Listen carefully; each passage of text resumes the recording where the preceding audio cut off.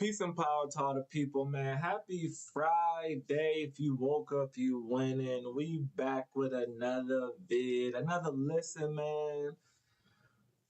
If you woke up, you winning. The stars been shining bright. The luminaries been showing out. We got the moon in Capricorn right now for all of you astrologians out there like myself. You dig? If you're here to learn something new, I'm with you. This is my first time listening to Isis Unveiled, a master key to the mysteries of ancient and modern science and theology. This is volume one. We do have volume two purchased. So yeah, let's get into this thing, man. Got the board ready for all the downloads and notes and esoteric ideas that come in. So, it's early, so get your coffee, get your hot toddy. You know what I mean? If you like to wake and bake like myself, we finna get mixy. But yeah, I'm finna get this thing started though. Let go.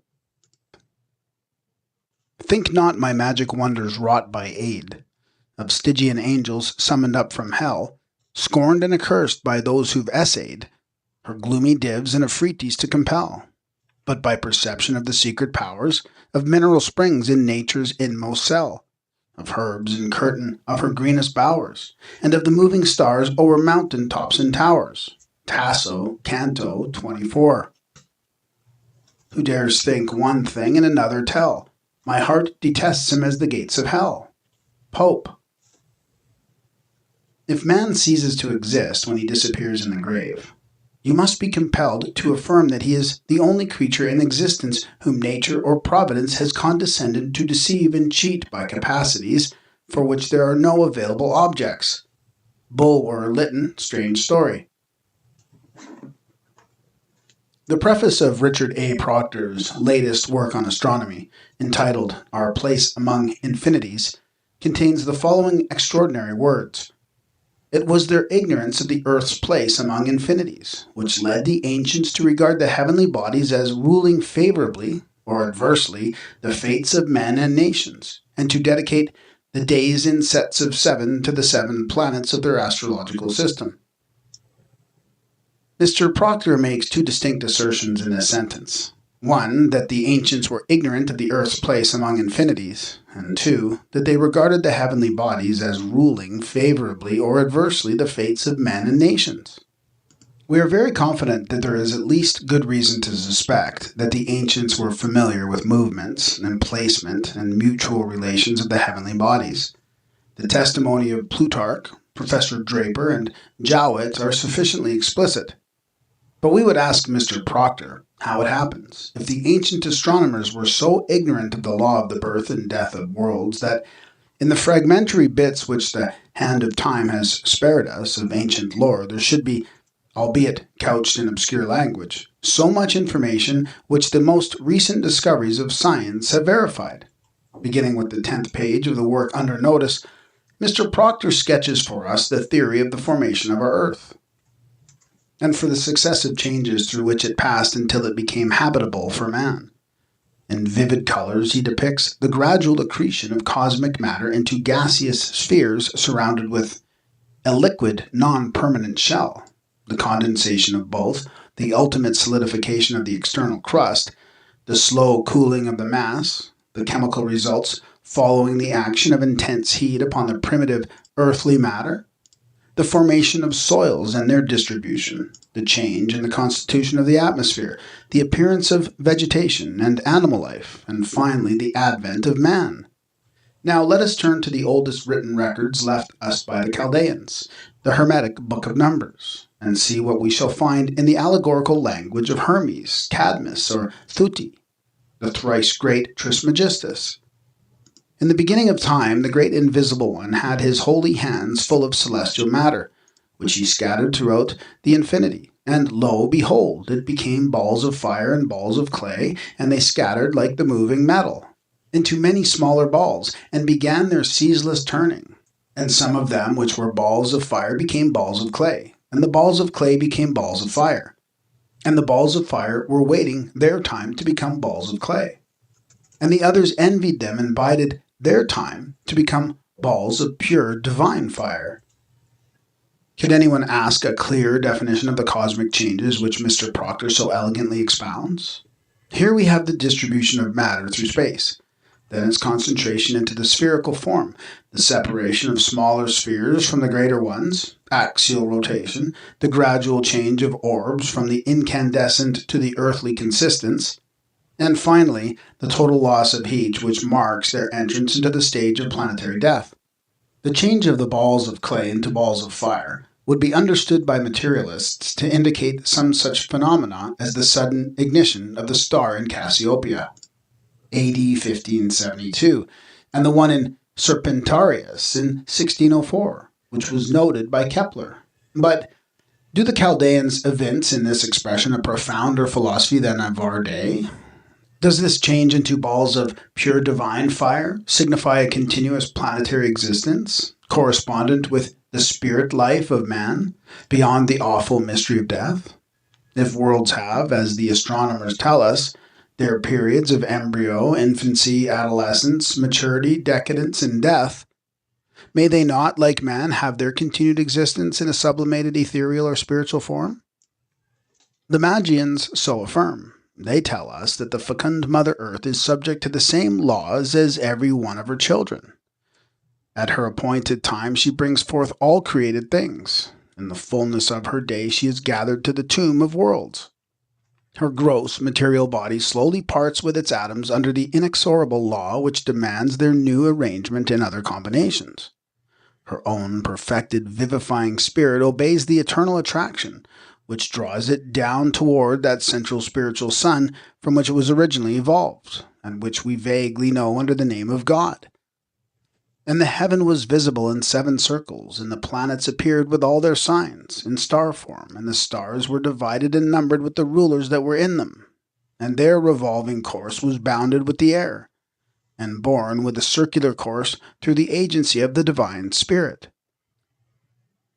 We challenge anyone to indicate a single passage in the works of Hermes which proves him guilty of that crowning absurdity of the Church of Rome which assumed, upon the geocentric theory of astronomy, that the heavenly bodies were made for our use and pleasure, and that it was worthwhile for the only Son of God to descend upon this cosmic mote and die in expiation for our sins.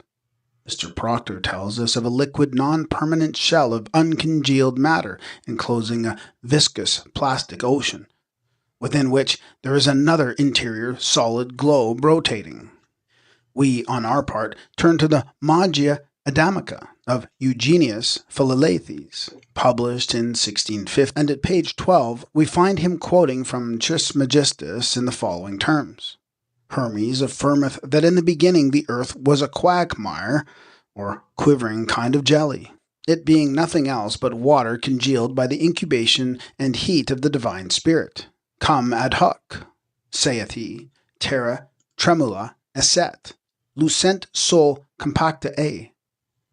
In the same work, Philalethes, speaking in his quaint symbolical way, says the earth is invisible. On my soul it is so. And which is more, the eye of man never saw the earth, nor can it be seen without art. To make this element invisible, it is the greatest secret in magic.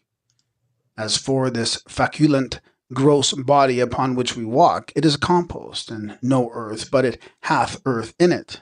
In a word, all the elements are visible but one, namely the earth. And when thou hast attained to so much perfection as to know why God hath placed the earth in abscondido, thou hast an excellent figure whereby to know God himself, and how he is visible, how invisible.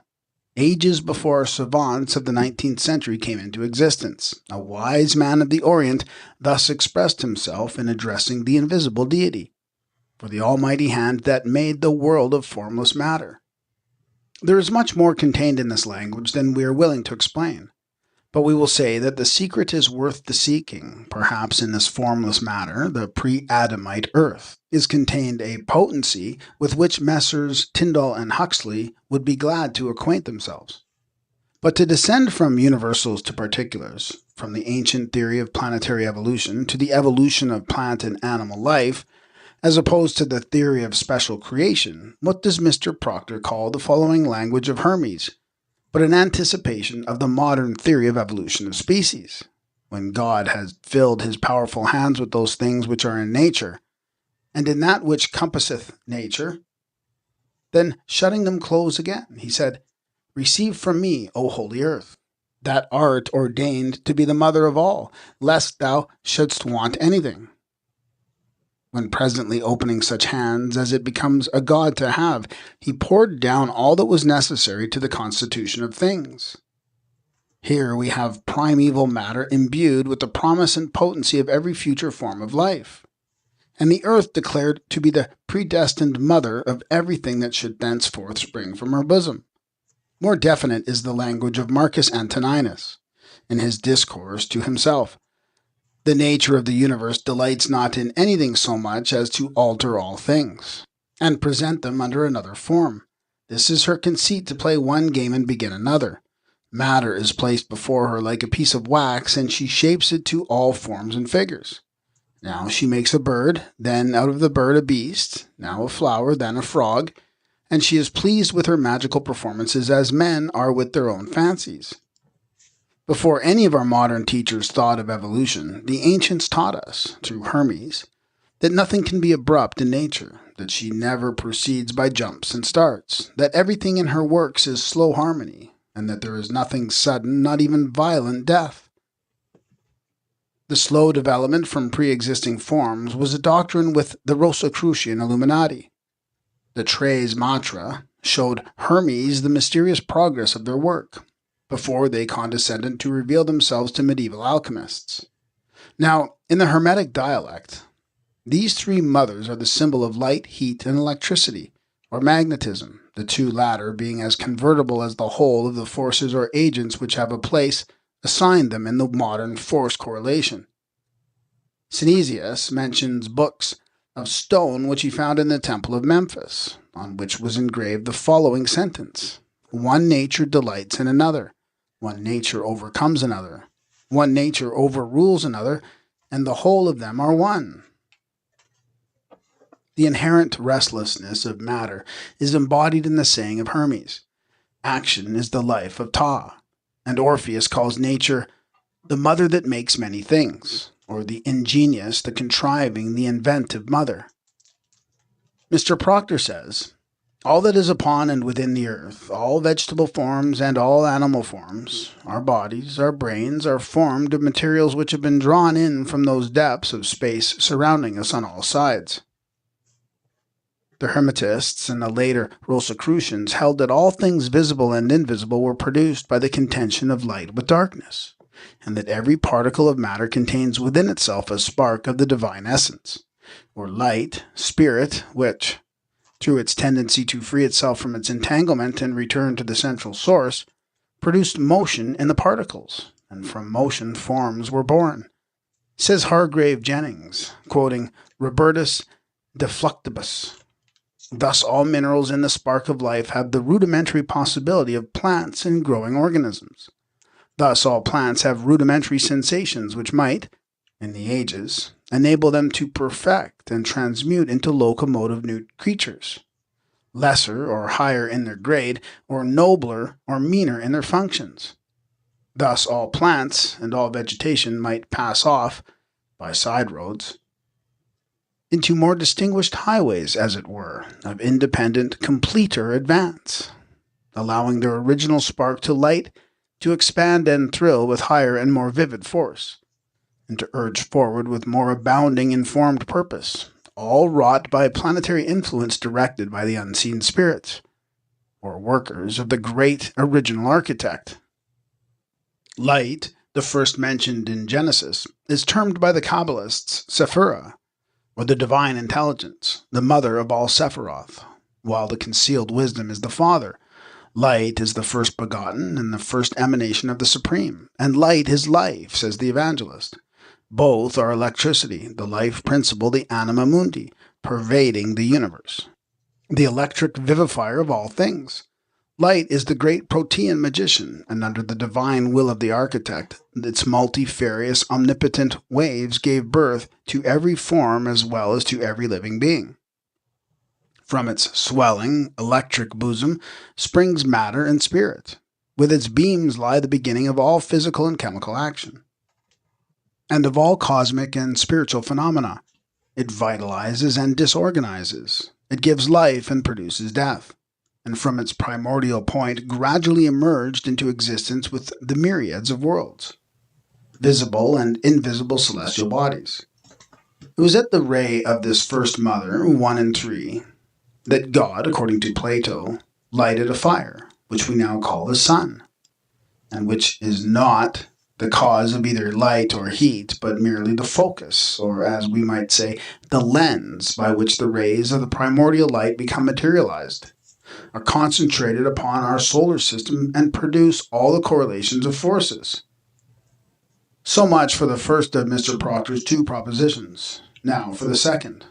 The work which we have been noticing comprises a series of 12 essays, of which the last is entitled Thoughts on Astrology.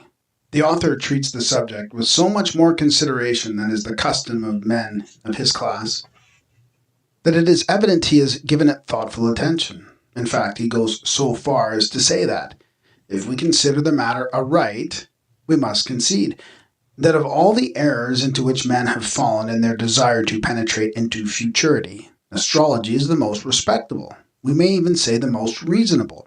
Wow. He admits that the heavenly bodies do rule the fates of men and nations in the most unmistakable manner, seeing that without the controlling and beneficent influences of the chief among those orbs, the sun, every living creature on earth must perish.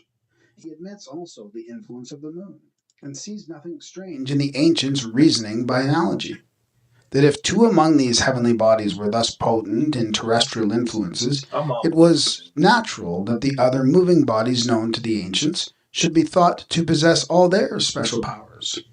Indeed, the professor sees nothing unreasonable in their supposition that the influences exerted by the slower moving planets might be even more potent than those of the sun himself.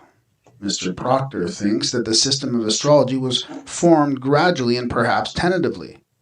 Some influences may have been inferred from observed events, the fate of this or that king or chief, guiding astrologers in assigning particular influences to such planetary aspects as were presented at the time of his nativity.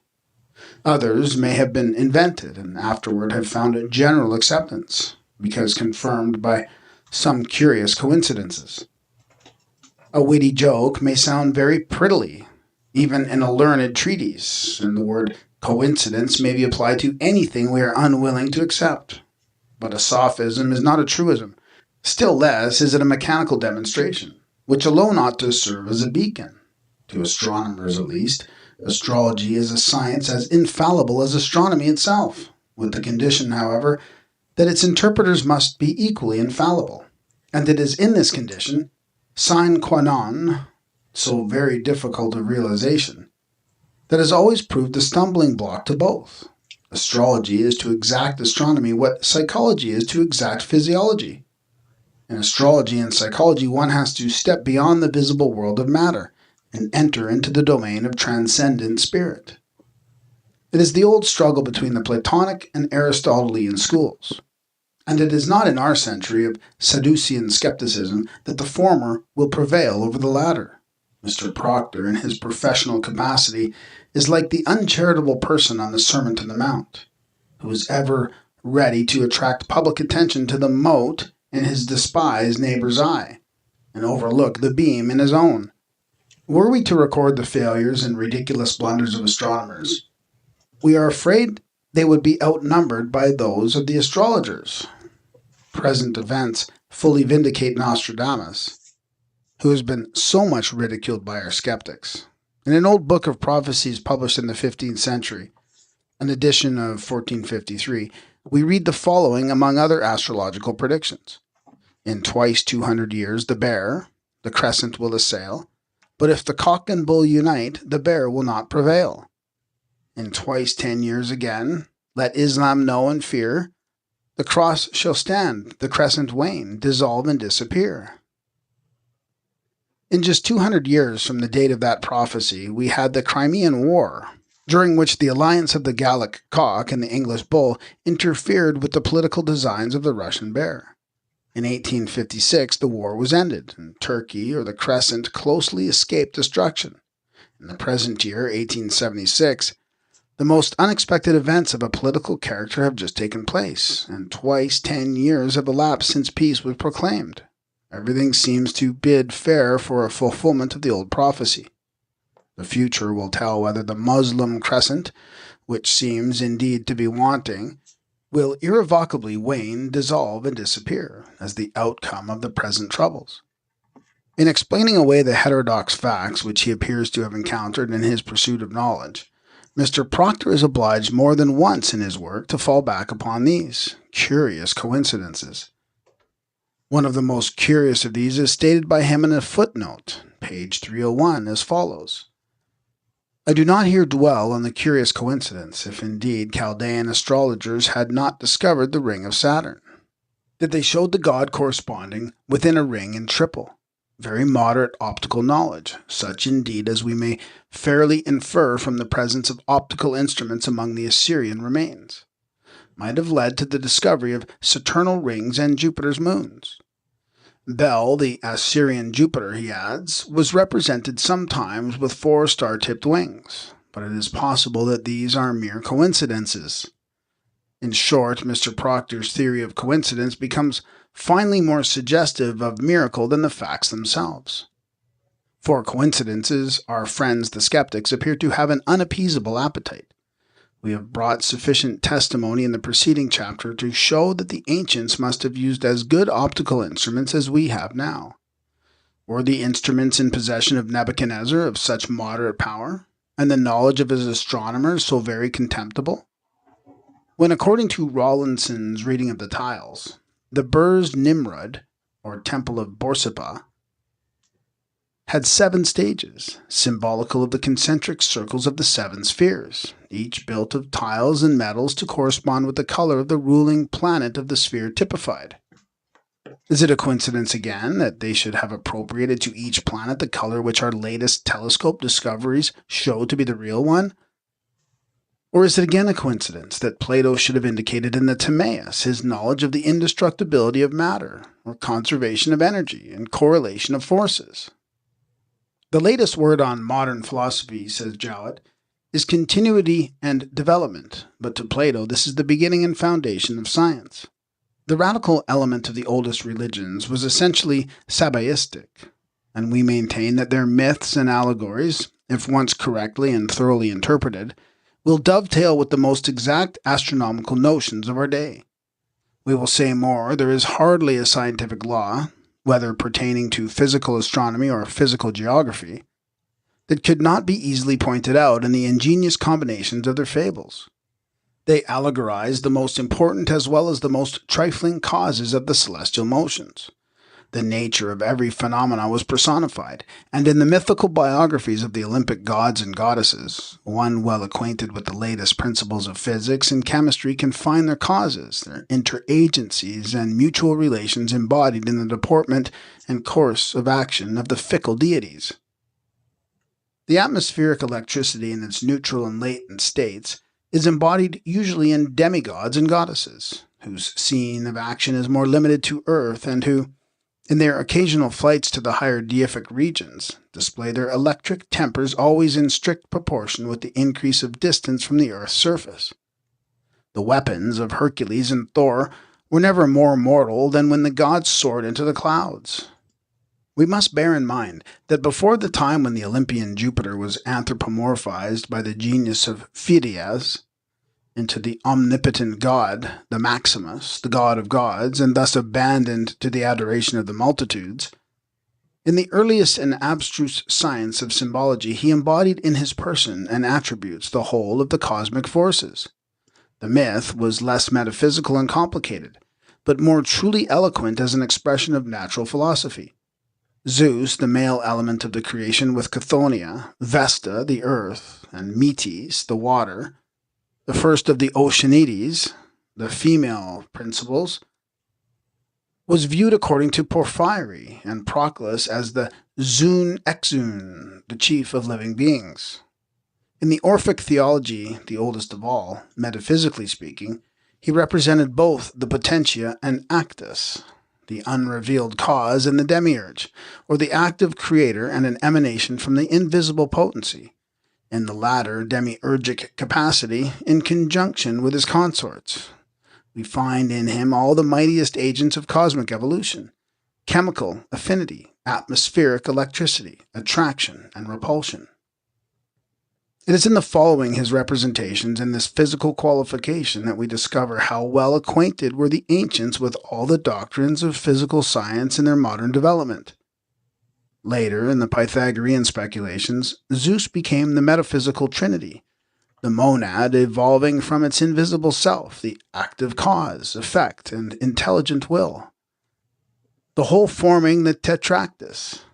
Still later, we find the earlier Neoplatonists leaving the primal monad aside on the ground of its utter incomprehensibleness to human intellect, speculating merely on the demiurgic triad of this deity as a visible and intelligible in its effects, and thus the metaphysical continuation by Plotinus, Porphyry, and Proclus, and other philosophers of this view of Zeus the Father, Zeus Poseidon, or Dunami, the Sun and Power, and the Spirit or Nous. This triad was also accepted as a whole by the Iranic school of the 2nd century. The more substantial difference between the doctrines of the Neoplatonists and the Christians being merely the forcible amalgamation by the latter of the incomprehensible monad with its actualized creative trinity. In his astronomical aspect, Zeus Dionysus has his origin in the zodiac, the ancient solar year. In Libya, he assumed the form of a ram, and is identical with the Egyptian Amun, who begat Osiris, the Taurian god. Osiris is also a personified emanation of the father sun, and himself the sun in Taurus, the parent sun being the sun in Aries. As the latter, Jupiter is in the guise of a ram, and as Jupiter Dionysus or Jupiter Osiris, he is the bull. This animal is, as it is well known, the symbol of the creative power. Moreover, the Kabbalah explains, through the medium of one of its chief expounders, Simon ben Yochai, the origin of this strange worship of the bulls and cows. It is neither Darwin nor Huxley, the founders of the doctrine of evolution and its necessary complement, the transformation of species, that can find anything against the rationality of this symbol, except perhaps a natural feeling of uneasiness upon finding that they were preceded by the ancients even in this particular modern discovery. Elsewhere, we will give the doctrine of the Kabbalists as taught by Simon ben Yochai. It may be easily proved that from time immemorial, Saturn or Kronos, whose ring, most positively, was discovered by the Chaldean astrologers, and whose symbolism is no coincidence, was considered the father of Zeus, before the latter became himself the father of all the gods, and was the highest deity. He was the Bel or Baal of the Chaldeans, and originally imported among them by the Akkadians. Rawlinson insists that the latter came from Armenia. But if so, how can we account for the fact that Bel is but a Babylonian personification of the Hindu Siva, or Bala, the fire god, the omnipotent creative, and at the same time destroying deity, in many senses higher than Brahma himself? Zeus, says an Orphic hymn, is the first and the last, the head and the extremities. From him have proceeded all things. He is a man and an immortal nymph, male and female element, the soul of all things and the principal motor in fire. He is the sun and the moon, the fountain of the ocean, the demiurgus of the universe, one power, one God, the mighty creator and governor of the cosmos. Everything, fire, water, earth, ether, night, the heavens, Metis, the primeval architecturess, the Sophia of the Gnostics and the Sephira of the Kabbalists, the beautiful Eros, Cupid, all is included within the vast dimensions of his glorious body. This short hymn of laudation contains within itself the groundwork of every mythiopic conception. The imagination of the ancients proved as boundless as the visible manifestations of the deity itself, which afforded them the themes for their allegories. Still, the latter, exuberant as they seem, never departed from the two principal ideas which may be ever found running parallel in their sacred imagery: a strict adherence to the physical as well as moral or spiritual aspect of natural law, Their metaphysical researchers never clashed with scientific truths, and their religions may truly be termed the psychophysiological creeds of the priests and scientists, who built them on the traditions of the infant world, such as the unsophisticated minds of the primitive races received them, and on their own experimental knowledge, hoary with all the wisdom of the intervening ages. As the sun, what better image could be found for Jupiter emitting his golden rays than to personify this emanation in Diana, the all-illuminating Virgin Artemis, whose oldest name was Dictina, literally the emitted ray, from the word Decine. The moon is non-luminous and it shines only by the reflected light of the sun, hence the imagery of his daughter, the goddess of the moon, and herself Luna, Astarte, or Diana. As the Cretan Dictina, she wears a wreath made of the magic plant Dictamnon, or Dictamus, the evergreen shrub whose contact is said at the same time to develop somnambulism and cure finally of it. And as Ilithia and Juno Prenumba, she is the goddess who presides over births. She is an Asclepian deity, and the use of the Dictamnus wreath in associating with the moon shows once more the profound observation of the ancients. This plant is known in botany as possessing strongly sedative properties. It grows on Mount Dicte, a Cretan mountain, in great abundance. On the other hand, the moon, according to the best authorities on animal magnetism, acts upon the juices and ganglionic system, or nerve cells, the seat from whence proceed all the nerve fibers which play a prominent part in mesmerization. During childbirth, the Cretan women were covered with this plant, and its root were administered as best calculated to soothe acute pain and allay the irritability so dangerous at this period. They were placed, moreover, within the precincts of the temple sacred to the goddess, and if possible under the direct rays of the resplendent daughter of Jupiter, the bright and warm eastern moon. The Hindu Brahmins and Buddhists have complicated theories on the influence of the sun and moon, the male and female elements, as containing the negative and positive principles, the opposites of the magnetic polarity. The influence of the moon on women is well known. Write all the old authors on magnetism, and Ennemoser, as well as Dupotet, confirm the theories of the Hindu seers in every particular.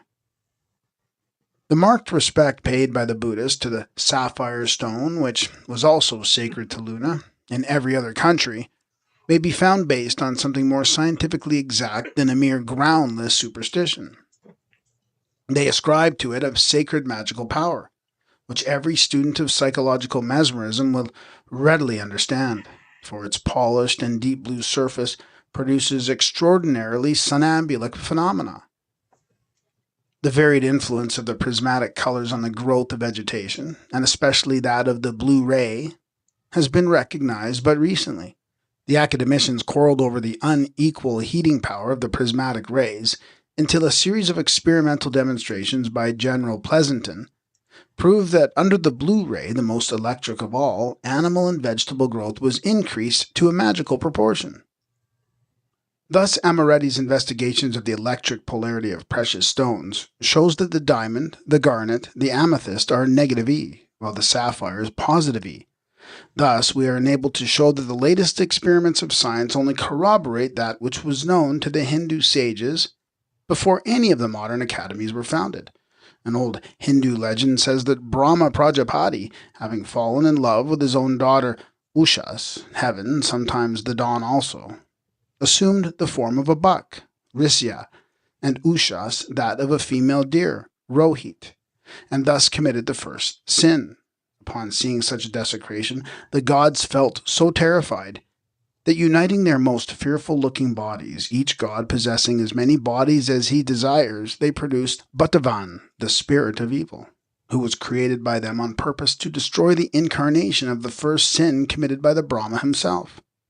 Upon seeing this, Brahma Hiranyagarbha repented bitterly and began repeating the mantras, or prayers of purification, and in his grief dropped on earth a tear, the hottest that ever fell from an eye, and from it was formed the first sapphire.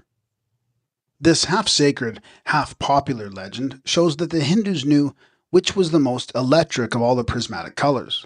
Moreover, the particular influence of the sapphire stone was as well defined as that of all the other minerals. Orpheus teaches how it is possible to affect a whole audience by means of a lodestone. Pythagoras pays a particular attention to the color and nature of precious stones, while Apollonius of Tyana imparts to his disciples the secret virtues of each, and changes his jeweled rings daily, using a particular stone for every day of the month, and according to the laws of judicial astrology. The Buddhists assert that the sapphire produces peace of mind, equanimity, and chases all evil thoughts by establishing a healthy circulation in man. So does an electric battery, with its well-directed fluid, says our electricians. The sapphire, say the Buddhists, will open barred doors in dwellings for the spirit of man. It produces a desire for prayer, and brings with it more peace than any other gem. But he who would wear it must lead a pure and holy life. Diana Luna is the daughter of Zeus by Proserpina, who represents the earth in her active labor, and according to Hesiod, as Diana Eleithia Lucina, she is Juno's daughter. But Juno, devoured by Kronos or Saturn and restored back to life by the Oceanid Métis, is also known as the Earth. Saturn, as the evolution of time, swallows the Earth in one of the anti-historical cataclysms. And it is only when Métis, the waters, by retreating in her many beds, freeze the continent, that Juno is said to be restored to her first shape. The idea is expressed in the 9th and 10th verses of the first chapter of Genesis. In the frequent matrimonial quarrels between Juno and Jupiter, Diana is always represented as turning her back on her mother and smiling upon her father, though she chides him for his numerous frolics. The Thessalian magicians are said to have been obliged, during such eclipses, to draw her attention to the earth by the power of their spells and incantations. And the Babylonian astrologers and magi never desisted in their spells until they brought about a reconciliation between the irritated couple, after which Juno radiantly smiled on the bright goddess. Diana, who encircling her brow with her crescent, returned to her hunting place in the mountains. It seems to us that the fable illustrates the different phases of the moon. We, the inhabitants of the earth, never see but one half of our bright satellite, who thus turns her back to her mother Juno. The sun, the moon, and the earth are constantly changing positions with relation to each other. With the new moon, there is constantly a change of weather, and sometimes the wind and storms may well suggest a quarrel between the sun and the earth, especially when the former is concealed by grumbling thunderclouds. Furthermore, the new moon, when her dark side is turned toward us, is invisible, and it is only after a reconciliation between the sun and the earth that a bright crescent becomes visible on the side nearest to the sun. Though this time Luna is not illuminated by sunlight directly received, but by sunlight reflected from the earth to the moon, and by her reflected back to us. Hence the Chaldean astrologers and the magicians of Thessaly, who probably watched and determined as accurately as Babinets the course of the celestial bodies, were said by their enchantments to force the moon to descend on earth, i.e., to show her crescent, which she could do but after receiving the radiant smile from her mother earth, who put it on after the conjugal reconciliation. Diana Luda, having adorned her head with her crescent, returns back to hunt in her mountains. As to calling in question the intrinsic knowledge of the ancients on the ground of their superstitious deductions from natural phenomena, it is as appropriate as it would be if 500 years hence our descendants should regard the pupils of Professor Balfour Stewart as ancient ignoramuses, and himself a shallow philosopher. If modern science, in the person of this gentleman, can condescend to make experiments to determine whether the appearance of the spots on the sun's surface is in any way connected with a potato disease, and finds it is, and that, moreover, the earth is very seriously affected by what takes place in the sun, why should the ancient astrologers be held up as either fools or errant knaves? There is the same relation between natural and judicial or judiciary astrology as between physiology and psychology, the physical and the moral. If in later centuries these sciences were degraded into charlatanry by some money-making impostors, is it just to extend the accusation to those mighty men of old who, by persevering studies and holy lives, bestowed an immortal name upon Chaldea and Babylonia? Surely those who are now found to have made correct astronomical observations ranging back to within 100 years from the flood, from the top observatory of the cloud encompassed Bell, as Professor Draper has it, can hardly be considered impostors. If their mode of impressing upon the popular minds the great astronomical truths differed from the system of education of our present century, and appears ridiculous to some, the question still remains unanswered. Which of the two systems was the best? With them, science went hand in hand with religion, and the idea of God was inseparable from that of his works.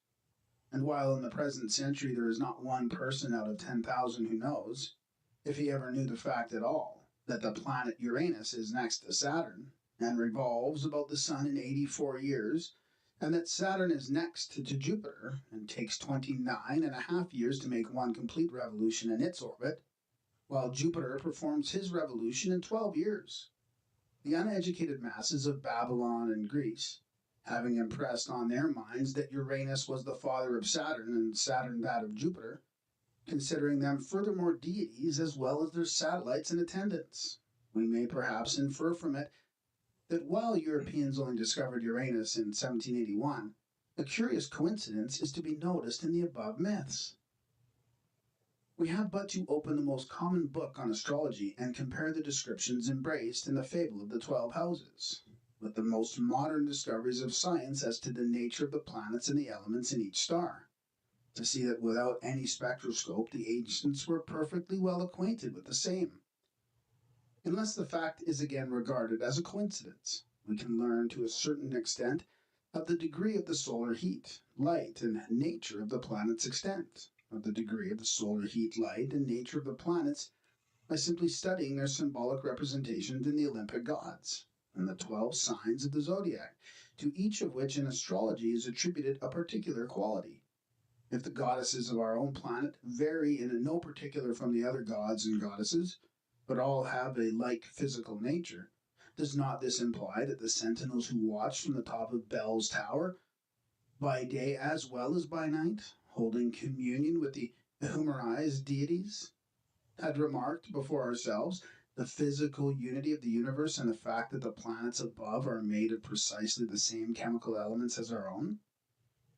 The Sun in Aries, Jupiter, is shown in astrology as a masculine, diurnal, cardinal, equinoctial, easterly sign, hot and dry, and answers perfectly to the character attributed to the fickle father of the gods. When angry Zeus Acreos snatches from his fiery belt the thunderbolts which he hurls from the heaven, he rends the clouds and descends as Jupiter Pluvius in torrents of rain. He is the greatest and highest of gods, and his movements are as rapid as lightning itself. The planet Jupiter is known to revolve on its axis so rapidly that the point of its equator turns at the rate of 450 miles a minute. An immense excess of centrifugal force at the equator is believed to have caused the planet to become extremely flattened at the poles. And in Crete, the personified god Jupiter was represented without ears. The planet Jupiter's disk is crossed by dark belts, varying in breadth. They appear to be connected with its rotation on its axis, and are produced by disturbances in its atmosphere. The face of Father Zeus, says Hesiod, became spotted with rage when he beheld the Titans ready to rebel. In Mr. Proctor's book, astronomers seem especially doomed by Providence to encounter all kinds of curious coincidences, for he gives us many cases out of the multitude, and even of the thousands of facts. To this list we may add the army of Egyptologists and archaeologists who of late have been the chosen pets of the capricious Dame Chance, who moreover generally selects well-to-do Arabs and other Eastern gentlemen to play the part of benevolent genie to Oriental scholars in difficulties. Professor Ebers is one of the latest favored ones. It is a well-known fact that whenever Champollion needed important links, he fell in with them in the most various and unexpected ways. Voltaire The greatest of infidels of the 18th century used to say that if there were no God, people would have to invent one. Volney, another materialist, nowhere throughout his numerous writings denies the existence of God. On the contrary, he plainly asserts several times that the universe is the work of the All-Wise, and is convinced that there is a supreme agent, a universal and identical artificer, designated by the name of God. Voltaire becomes toward the end of his life Pythagorean, and concludes by saying, I have consumed 40 years of my pilgrimage, seeking the philosopher's stone called truth. I have consulted all the adepts of antiquity, Epicurus and Augustine, Plato and Malebranche, and I still remain in ignorance. All that I have been able to obtain by comparing and combining the system of Plato, of the tutor of Alexander, Pythagoras, and the Oriental is this: chance is a word void of sense. The world is arranged according to mathematical laws. It is pertinent for us to suggest that Mr. Proctor's stumbling block is that which trips the feet of all materialistic scientists, whose views he but repeats. He confounds the physical and spiritual operations of nature. His very theory of the probable inductive reasoning of the ancients as to the subtile influences of the more remote planets, by comparison with the familiar and potent effects of the sun and moon upon our earth, shows the drift of his mind. Because science affirms that the sun imparts physical heat and light to us, and the moon affects the tides, he thinks that the ancients must have regarded the other heavenly bodies as exerting the same kind of influence upon us physically, indirectly upon our fortunes. And here we must permit ourselves a digression. How the ancients regarded the heavenly bodies is very hard to determine, for one unacquainted with the esoteric explanation of their doctrines. While philology and comparative theology have begun the arduous work of analysis, they have as yet arrived at meager results. The allegorical form of speech has often led our commentators so far astray that they have confounded cause with effects, and vice versa. In the baffling phenomenon of force correlation, even our greatest scientists would find it hard to explain which of these forces is the cause, and which the effect, since each may be both by turns and convertible. Thus, if we should inquire of the physicists, is it light which generates heat, or the latter which produces light? We would in all probability be answered that it is certainly light which creates heat. Very well, but how? Did the artificer first produce light, or did he first construct the sun, which is said to be the sole dispenser of light, and consequently heat? These questions may appear at first glance indicative of ignorance, but perhaps if we ponder them deeply, they will assume another appearance. In Genesis, the Lord first creates light, and 3 days and 3 nights are alleged to pass away before he creates the sun, the moon, and the stars. This gross blunder against exact science has created much merriment among materialists, and they certainly would be warranted in laughing if their doctrine that our light and heat are derived from the sun were unassailable. Until recently, nothing has happened to upset this theory, which, for the lack of a better one, according to the expression of a preacher, reigns sovereign in the empire of hypothesis. The ancient sun worshippers regarded the Great Spirit as nature God, identical with nature, and the sun as the deity, in whom the Lord of life dwells. Gamma is the sun according to the Hindu theology, and the sun is the source of the souls and all life. Agni, the divine fire, the deity of the Hindu, is the sun, for the fire and sun are the same. Ormazd is light, the sun god or the life giver. In the Hindu philosophy, the souls issue from the soul of the world, and return to it as sparks to the fire. But in another place, it is said that the sun is the soul of all things, all that has proceeded out of it, and will return to it, which shows that the sun is meant allegorically here, and refers to the central invisible sun, God, whose first manifestation was Sephira, the emanation of Ein Sof, light in short. And I looked, and behold, a whirlwind came out of the north, a great cloud and a fire enfolding itself, and a brightness was about it, says Ezekiel, I 4:22, etc., and the likeness of a throne, and as the appearance of a man above upon it. And I saw as it were the appearance of fire, and it had brightness round about it. And Daniel speaks of the Ancient of Days, the Kabbalistic Ein Sof, whose throne was the fiery flame, his wheels burning fire.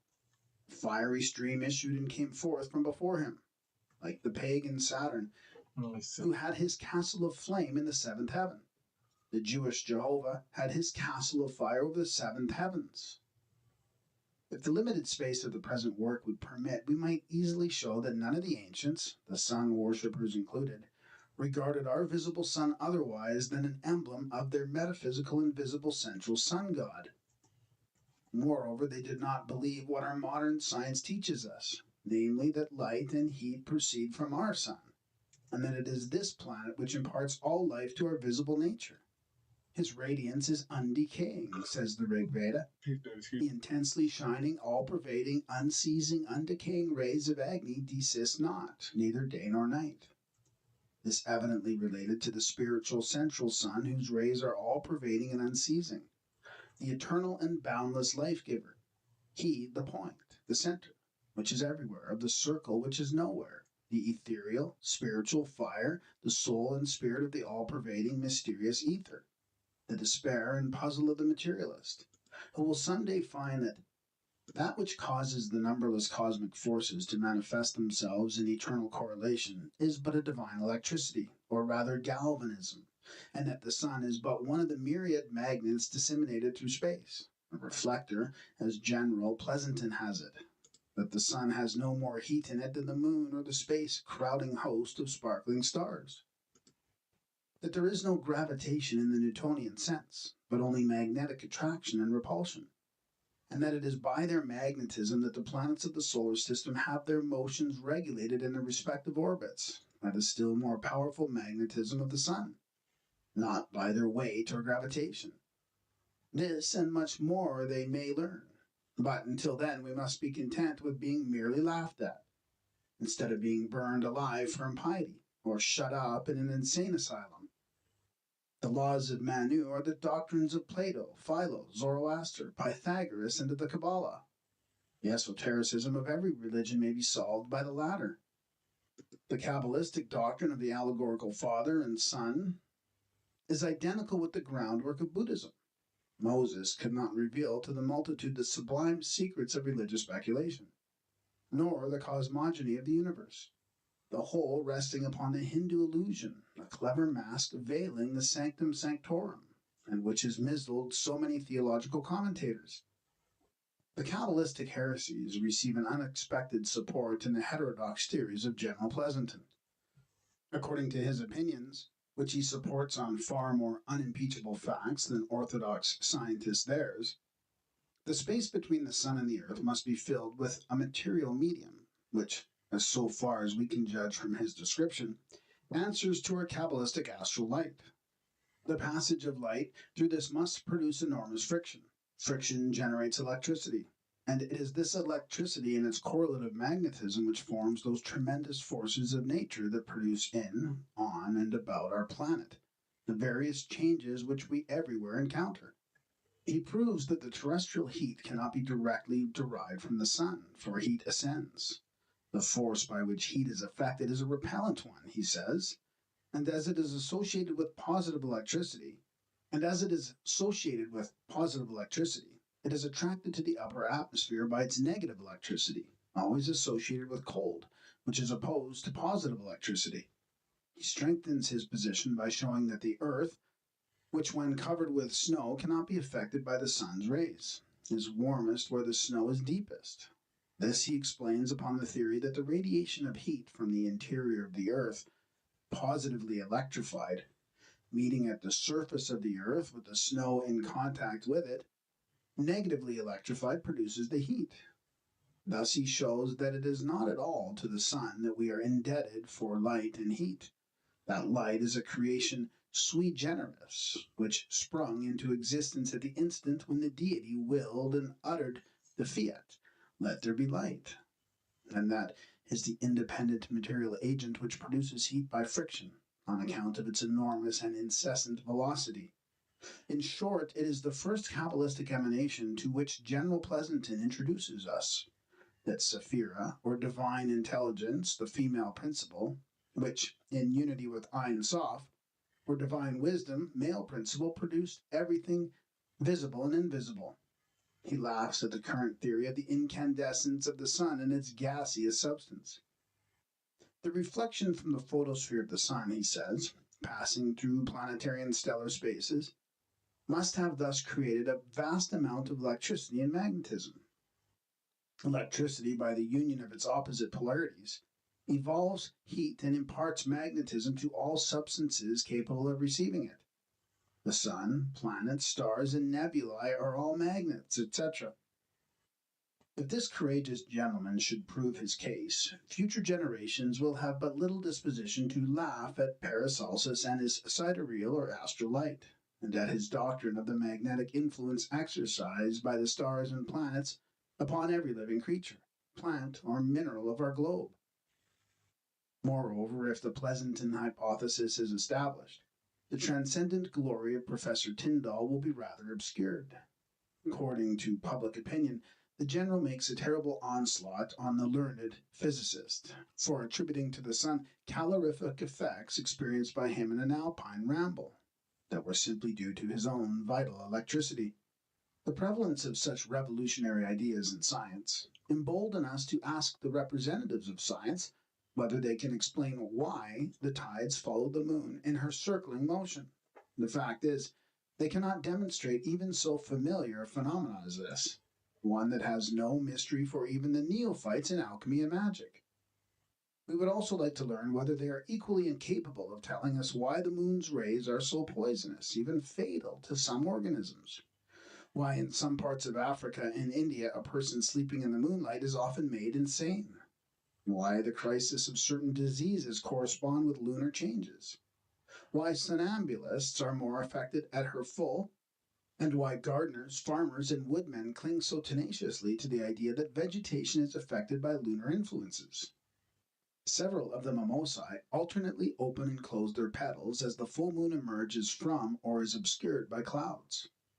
And the Hindus of Travancore have a popular but extremely suggestive proverb which says, "Soft words are better than harsh. The sea is attracted by the cool moon and not by the hot sun." Perhaps the one man or the many men who launched this proverb on the world knew more about the cause of such attraction of the waters by the moon than we do. Thus, if science cannot explain the cause of this physical influence, what can she know of the moral and occult influences that may be exercised by the celestial bodies on men and their destiny? And why contradict that which is impossible for her to prove false? Certain aspects of the moon affect tangible results so familiar in the experience of men throughout all time. What violence are we doing to logic in assuming the possibility that a certain combination of sidereal influences may also be more or less potential?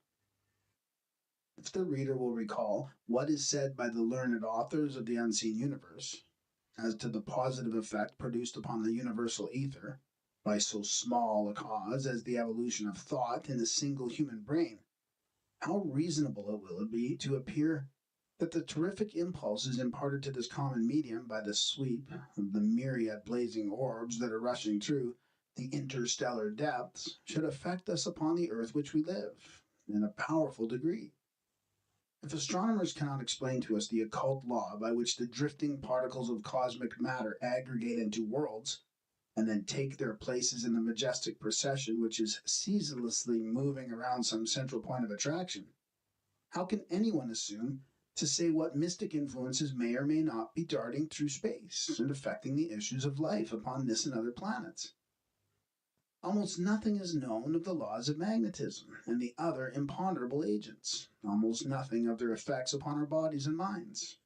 Even that which is known and moreover perfectly demonstrated is attributed to chance and curious coincidences.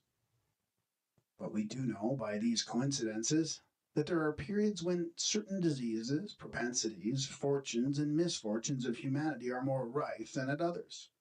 There are times of epidemic in moral and physical affairs.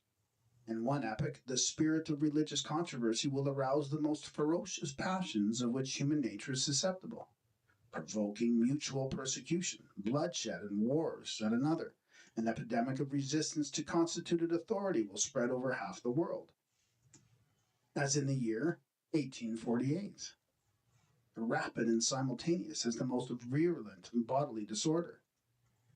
Again, the collective character of mental phenomena is illustrated by an anomalous psychological condition invading and dominating over thousands upon thousands, depriving them of everything but automatic action, and giving rise to the popular opinion of demoniacal possession, an opinion in some sense justified by the satanic passions, emotions, and acts which accompany the condition.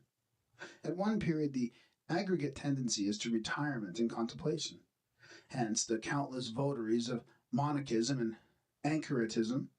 At another, the mania is directed toward action, having for its proposed end some utopian scheme, equally impracticable and useless. Hence, the myriads who have forsaken their kindred, their homes, and their country, to seek a land whose stones were gold, or to wage exterminating war for the possession of worthless cities and trackless deserts. The author from whom the above is quoted says that the seeds of vice and crime appear to be sown under the surface of society, and to spring up and bring forth fruit with appalling rapidity and paralyzing succession. In the presence of these striking phenomena, science stands speechless. She does not even attempt to conjecture as to their cause, and naturally, for she has not yet learned to look outside of this ball of dirt upon which we live, and its heavy atmosphere, for the hidden influences which are affecting us day by day, and even minute by minute. But the ancients, whose ignorance is assumed by Mr. Proctor, fully realize the fact that the reciprocal relations between the planetary bodies is as perfect as those between the corpuscles of the blood, which float in a common fluid, and that each one is affected by the combined influences of all the rest, as each in its turn affects each of the others. As the planets differ in size, distance, and activity, so differ in intensity their impulses upon the ether or astral light, and the magnetic and other subtile forces radiated by them in certain aspects of the heavens. Music is the combination and modulation of sounds, and sound is the effect produced by the vibration of the ether. Now, if the impulses communicated to the ether by the different planets may be likened to the tones produced by the different notes of a musical instrument, it is not difficult to conceive that the Pythagorean music of the spheres is something more than a mere fancy, and that certain planetary aspects may imply disturbances in the ether of our planet, and certain others rest in harmony. Certain kinds of music throw us into frenzy. Some exalt the soul to religious aspirations. In fine, there is scarcely a human creation which does not respond to certain vibrations of the atmosphere. It is the same with colors. Some excite us and some soothe and please. The nun clothes herself in black to typify the despondency of a faith crushed under the sense of original sin. The bride robes herself in white. Red inflames the anger of certain animals. If we and the animals are affected by vibrations acting upon a very minute scale, why may we not be influenced in the mass by vibrations acting upon a grand scale, as the effect of combined stellar influences? We know, says Dr. Elam, that certain pathological conditions have a tendency to become epidemic, influenced by causes not yet investigated. We see how strong is the tendency of opinion once promulgated to run into an epidemic form. No opinion, no delusion is too absurd to assume this collective character. We observe also how remarkably the same ideas reproduce themselves and reappear in successive ages. No crime is too horrible to become popular. Homicide, infanticide, suicide, poisoning, or any other diabolical human conception. In epidemics, the cause of the rapid spread of that particular period remains a mystery. These few lines contain an undeniable psychological fact, sketched with a masterly pen, and at the same time a half confession of utter ignorance. Causes not yet investigated. Why not be honest and add at once, impossible to investigate with present scientific methods? Peace, power, protection. Noticing an epidemic of incendiarianism, Dr. Elam quotes from the Annals de Hygiene Publique the following cases. A girl about 17 years of age was arrested on suspicion. She confessed that twice she had set fire to dwellings by instinct, by irresistible necessity. A boy about 18 committed many acts of this nature. He was not moved by any passion, but the bursting out of the flames excited a profoundly pleasing emotion. Who but has noticed in the columns of the daily press similar incidents? They meet the eye constantly in cases of murder of every description and of other crimes of a diabolical character. The act is attributed in 9 cases out of 10 by the offenders themselves to irresistible obsessions. Something whispered constantly in my ear. Somebody was incessantly pushing and leading me on. Such are the too frequent confessions of the criminals. Physicians attribute them to hallucinations of disordered brains and call the homicidal impulse temporary lunacy. But is lunacy itself well understood by any psychologist? Has its cause ever been brought under a hypothesis capable of withstanding the challenge of an uncompromising investigator? Let the controversial works of our contemporary alienists answer for themselves. Plato acknowledges man to be the toy of the element of necessity, which he enters upon in appearing in this world of matter. He is influenced by external causes, and these causes are daemonia, like that of Socrates. Happy is the man physically pure, for his external soul, body, is pure. It will strengthen the second one, astral body, or the soul which is termed by him the higher mortal soul, which, though liable to err from its own motives, will always side with reason against the animal proclivities of the body. The lust of man arise in consequence of his perishable material body. So do other diseases. But though he regards crimes as involuntary sometimes, for they result like bodily disease from external causes, Plato clearly makes a wide distinction between these causes. The fatalism which he concedes to humanity does not preclude the possibility of avoiding them. For though pain, fear, anger, and other feelings are given to men by necessity, if they conquered these, they would live righteously, and if they were conquered by them, unrighteously. The dual man, i.e., one from whom the divine immortal spirit is departed, leaving but the animal form and the astral body. Plato's higher mortal soul is left merely to his instincts, for he was conquered by all the evils entailed on matter. Hence he becomes a docile tool in the hands of the invisibles, beings of sublimated matter, hovering in our atmosphere, and ever ready to inspire those who are deservedly deserted by their immortal counselor, the divine spirit, called by Plato genius. According to this great philosopher and initiate, one who lived well during his appointed time would return to the habitation of his star, and there have a blessed and suitable existence. But if he failed in attaining this in the second generation, he would pass into a woman, become helpless and weak as a woman. And should he not cease from evil in that condition, he would be changed into some brute, which resembled him in his evil ways, and would not cease from his toils and transformations until he followed the original principle of sameness and likeness within him, and overcame by the help of reason the latter secretions of turbulent and irrational elements, elementary daemons, composed of fire and air and water and earth, and returned to the form of his first and better nature. But Dr. Elam thinks otherwise. On page 194 of his book, A Physician's Problems, he says that the cause of the rapid spread of certain epidemics of disease, which he is noticing, remains a mystery. But as regards the incendiarism, he remarks that in all this we find nothing mysterious, though the epidemic is strongly developed. Strange contradiction.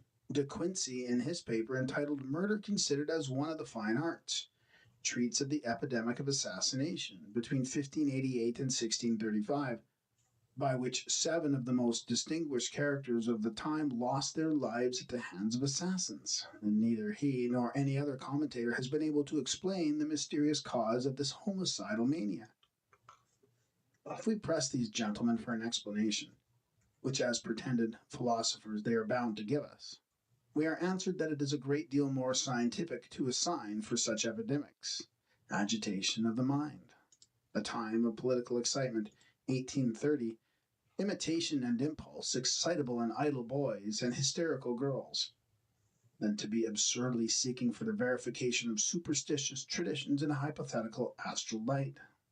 It seems to us that if, by some providential fatality, hysteria were to disappear entirely from the human system, the medical fraternity would be entirely at a loss for explanations of the large class of phenomena now conveniently classified under the head of normal symptoms of certain pathological conditions of the nervous centers. Hysteria has been hitherto the sheet anchor of skeptical pathologists. Does a dirty peasant girl begin suddenly to speak with fluency different foreign languages hitherto unfamiliar to her, and to write poetry? Hysterics. Is a medium levitated in full view of a dozen of witnesses, and carried out of 1/3 story window and brought back through another? Disturbance of the nervous centers, followed by a collective hysterical delusion. A Scotch terrier caught in the room during a manifestation is hurled by an invisible hand across the room, breaks to pieces, and is salto mortale, a chandelier under a ceiling 18 feet high, to fall down killed, canine hallucination. True science has no belief, says Dr. Fenwick, in Bulwer Lytton's strange story. True science knows but three states of mind: denial, conviction, and the vast internal between the two, which is not belief but the suspension of judgment. Such, perhaps, was true science in Dr. Fenwick's days. But the true science of our modern times proceeds otherwise. It either denies point blank, without any preliminary investigation, or sits in the interim, between denial and conviction, and, dictionary in hand, invents new Greco-Latin appellations for non-existing kinds of hysteria. How often have powerful clairvoyants and adepts in mesmerism described the epidemics and physical, though to others invisible, manifestations which science attributes to epilepsy, hemato-nervous disorders, and what not of somatic origin, as their lucid vision saw them in the astral light. They affirm that the electric waves were in violent perturbation, and that they discerned a direct relation between this ethereal disturbance and the mental or physical epidemic then raging. But science has heeded them not, but gone on with her encyclopedic labor of devising new names for old things. History, says Dupotet, the prince of French mesmerists, keeps but too well the sad records of sorcery. These facts were but too real, and lent themselves but too readily to dreadful malpractices of the art, to monstrous abuse. But how did I come to find out that art? Where did I learn it? In my thoughts? No, it is nature herself which discovered to me the secret. And how? By producing before my own eyes, without waiting for me to search for it, indisputable facts of sorcery and magic. What is, after all, somnambulistic sleep? A result of the potency of magic. And what is it which determines these attractions, these sudden impulses, these raving epidemics, rages, antipathies, crises, these convulsions which you can make durable? What is it which determines them, if not the very principle we employ, the agent so decidedly well known to the ancients? What you call nervous fluid or magnetism, the men of old called occult power, or the potency of the soul, subjection, magic. Magic is based on the existence of a mixed world placed without, not within us, and with which we can enter in communication by the use of certain arts and practices.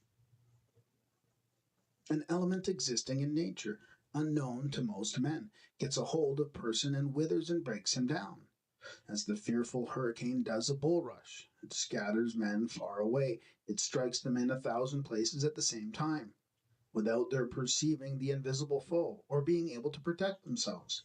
All this is demonstrated, but that this element can choose friends and select favorites, obey their thoughts, answer to the human voice, and understand the meaning of trace signs, that is what people cannot realize, and what their reason rejects.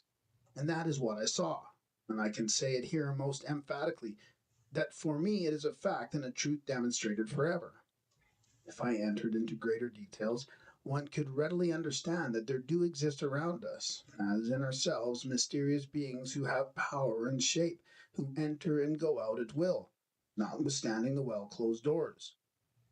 Further, the great mesmerizer teaches us that the faculty of directing this fluid is a physical property resulting from our organization. It passes through all bodies. Everything can be used as a conductor for magical operations, and it will retain the power of producing effects in its turn. This is the theory common to all Hermetic philosophers. Such is the power of the fluid, that no chemical or physical forces are able to destroy it. There is a very little analogy between the imponderable fluids known to physicists and this animal magnetic fluid. If we now refer to medieval ages, We find, among others, Cornelius Agrippa telling us precisely the same. The ever-changing universal force, the soul of the world, can fecundate anything by infusing in it its own celestial properties. Arranged according to the formula taught by science, these objects receive the gift of communicating to us their virtue. It is sufficient to wear them, to feel them immediately operating on the soul as on the body. Human soul possesses, from the facts of its being of the same essence as all creation, a marvelous power. One who possesses the secret is enabled to rise in science and knowledge as high as his imagination will carry him. But he does that only on the condition of becoming closely united to this universal force, truth. Even the future can be made then ever present to the eyes of the soul. And this fact has been many times demonstrated by things coming to pass as they were seen and described beforehand. Time and space vanish before the eagle eye of the immortal soul. Her power becomes boundless. She can shoot through space and envelop with her presence a man. No matter at what distance, she can plunge and penetrate him through, and make him hear the voice of the person she belongs to, as if that person were in the room. If unwilling to seek for proof or receive information from medieval Hermetic philosophy, we may go still further back into antiquity, and select out of that great body of philosophers of the pre-Christian ages one who can least be accused of superstition and credulity. Cicero, speaking of those whom he calls gods, and who are either human or atmospheric spirits, we know, says the old orator, that all living beings man is the best formed, and as the gods belong to this number, they must have a human form. I do not mean to say that the gods have body and blood in them, but I say that they seem as if they had bodies with blood in them.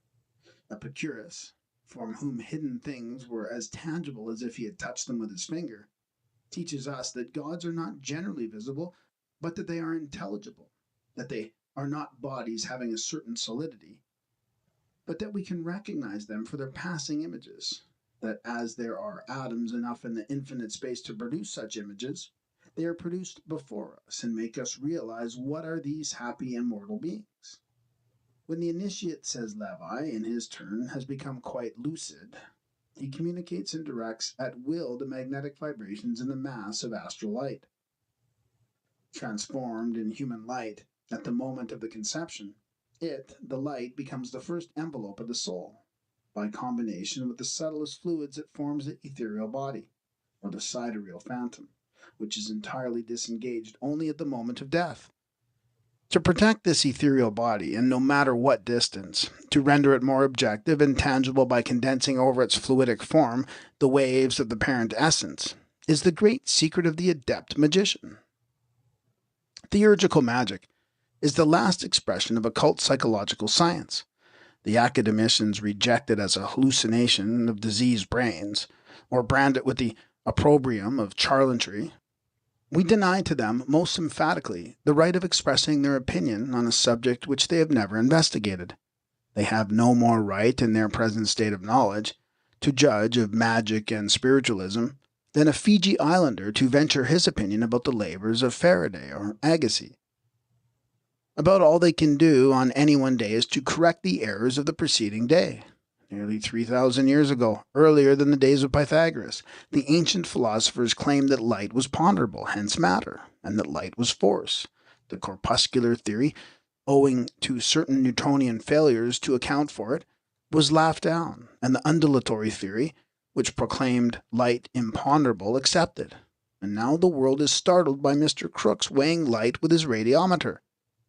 The Pythagoreans held that neither the sun nor the stars were the sources of light and heat, and that the former was but an agent, but the modern schools teach the contrary. The same may be said respecting the Newtonian law of gravitation. Following strictly the Pythagorean doctrine, Plato held that the gravitation was not merely a law of the magnetic attraction of lesser bodies to larger ones, but a magnetic repulsion of similars and attraction of dissimilars. Things brought together, says he, contrary to nature, are naturally at war and repel one another. This cannot be taken to mean that repulsion occurs of necessity between bodies of dissimilar properties, but simply that when naturally antagonistic bodies are brought together, they repel one another. The researches of Barth and Schweiger leave us with little or no doubt that the ancients were well acquainted with the mutual attractions of iron and the lodestone, as well as with the positive and negative properties of electricity, by whatever name they may have called it. The reciprocal magnetic relations of the planetary orbs, which are all magnets, was with them an accepted fact, and aerolites were not only called by them magnetic stones, but used in the mysteries for purposes to which we now apply the magnet. When therefore Professor A. M. Mayer of the Stevens Institute of Technology in 1872 told the Yale Scientific Club that the Earth is a great magnet, and that on any sudden agitation of the sun's surface, the magnetism of the earth receives a profound disturbance in its equilibrium, causing fitful tremors in the magnets of our observatories, and producing those grand outbursts of the polar lights, whose lambent flames dance in rhythm to the quivering needle, he only restated in good English what was taught in good Doric untold centuries before the first Christian philosopher saw the light. The prodigies accomplished by the priests of the theurgic magic are so well authenticated, and the evidence, if human testimony is worth anything at all, is so overwhelming, that rather than confess that the pagan theurgists far outrivaled the Christians in miracles, Sir David Brewster piously concedes to the former the greatest proficiency in physics and everything that pertains to natural philosophy. Science finds herself in a very disagreeable dilemma. She must either confess that the ancient physicists were superior in knowledge to her modern representatives, or that there exists something in nature beyond physical science, and that spirit possesses powers of which our philosophers never dreamed. The mistake we make in some science we have specially cultivated, says Bulwer Lytton, is often only to be seen by the light of a separate science as especially cultivated by another. Nothing can be easier accounted for than the highest possibilities of magic, by the radiant light of the universal magnetic ocean, whose electric waves bind the cosmos together, and in their ceaseless motion penetrate every atom and molecule of the boundless creation. The disciples of mesmerism, howbeit insufficient their various experiments, intuitionally perceive the alpha and omega of the great mystery. Alone the study of this agent, which is the divine breath, can unlock the secrets of psychology and physiology, of cosmical and spiritual phenomena. Magic, says Selous, formed the last part of the sacerdotal science. It investigated the nature, power, and quality of everything sublunary, of the elements and their parts, of animals, all various plants and their fruits, of stones and herbs. In short, it explored the essence and power of everything. From hence, therefore, it produced its effects. And it formed statues, magnetized, which procure health, and made all various figures and things, talismans, which could equally become the instruments of diseases as well as of health. Often, too, celestial fire is made to appear through magic, and then statues laugh and lamps are spontaneously enkindled. If Galvani's modern discovery can set in motion the limbs of a dead frog, and force a dead man's face to express, by the distortion of its features, the most varied emotions, from joy to diabolical rage, despair, and horror, the pagan priests, unless the combined evidence of the most trustworthy men of antiquity is not to be relied upon, accomplished the still greater wonders of making their stone and metal statues to sweat and laugh. The celestial, pure fire of the pagan altar was electricity drawn from the astral light. Statues, therefore, if properly prepared, might, without any accusation of superstition, be allowed to have the property of imparting health and disease by contact, as well as any modern galvanic belt or overcharged battery.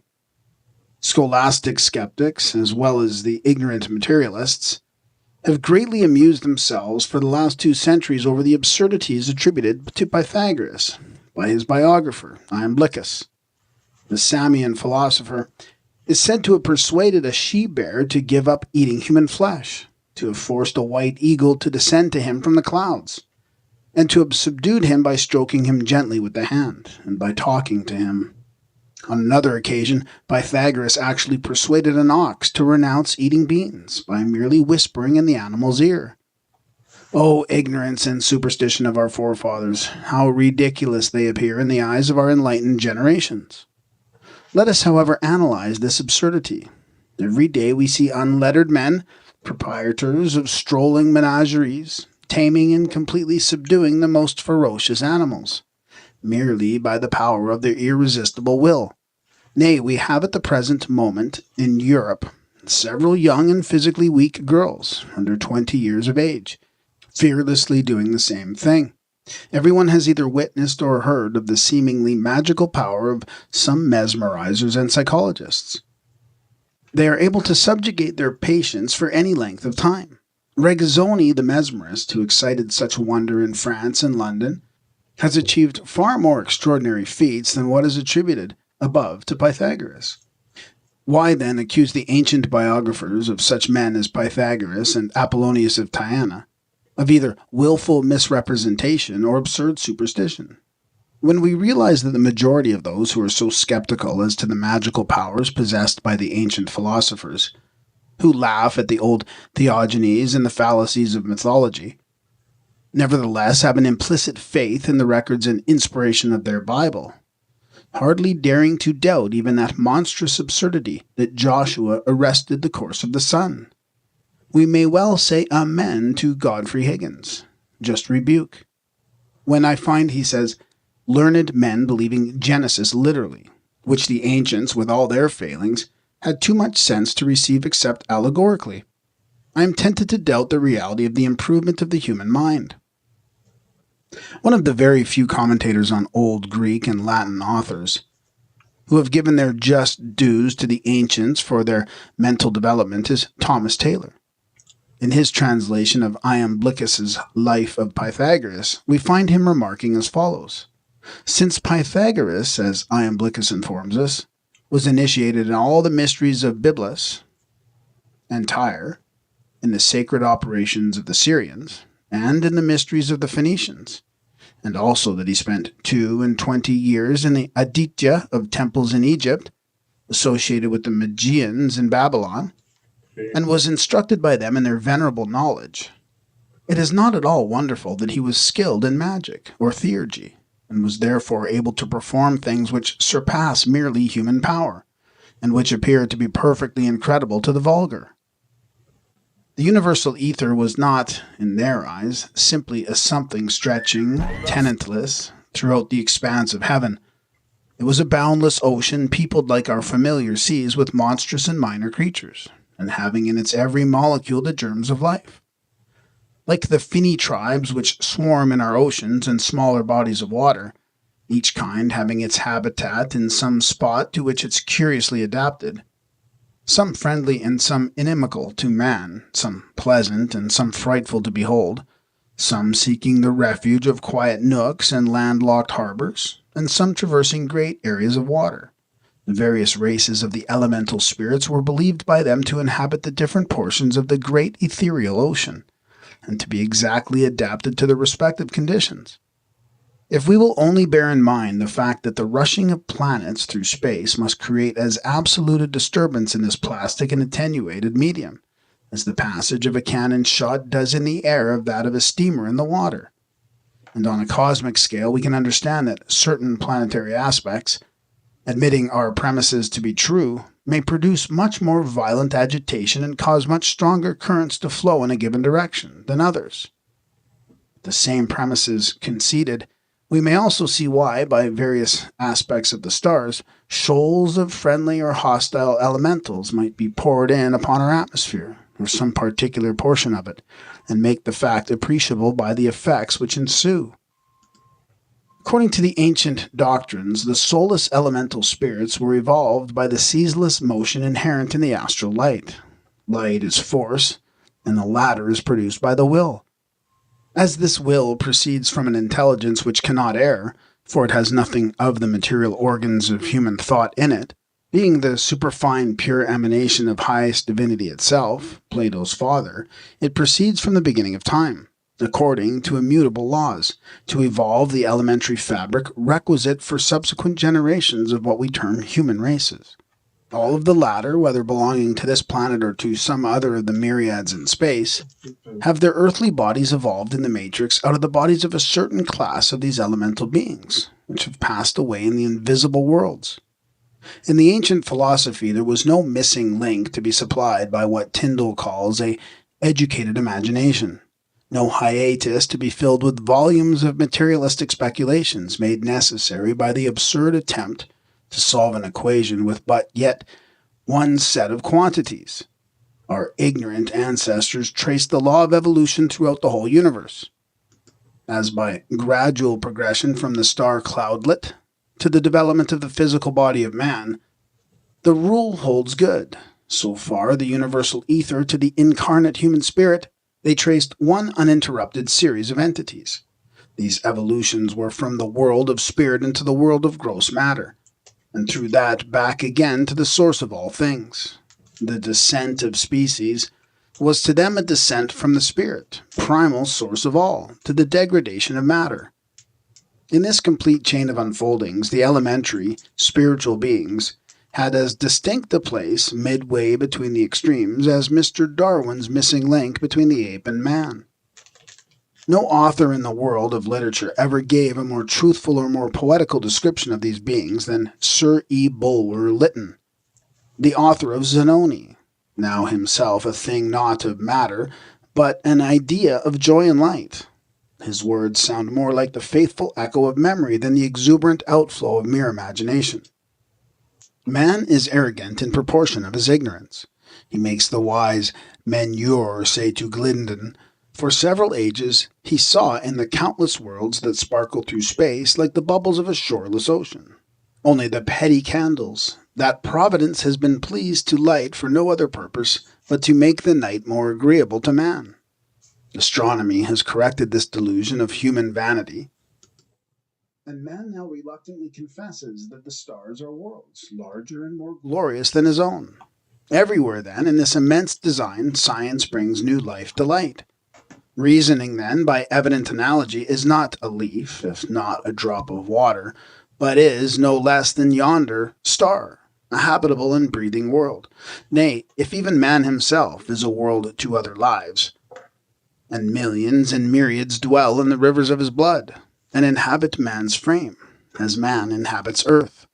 Common sense, if our schoolmen had it, would suffice to teach that the circumfluent infinite which you call space, the boundless impalpable which divides earth from the moon and stars, is filled also with its correspondent and appropriate life.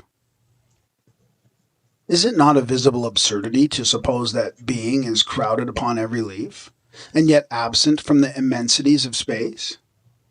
The law of the great system forbids the waste of even an atom. It knows no spot where something of life does not breathe.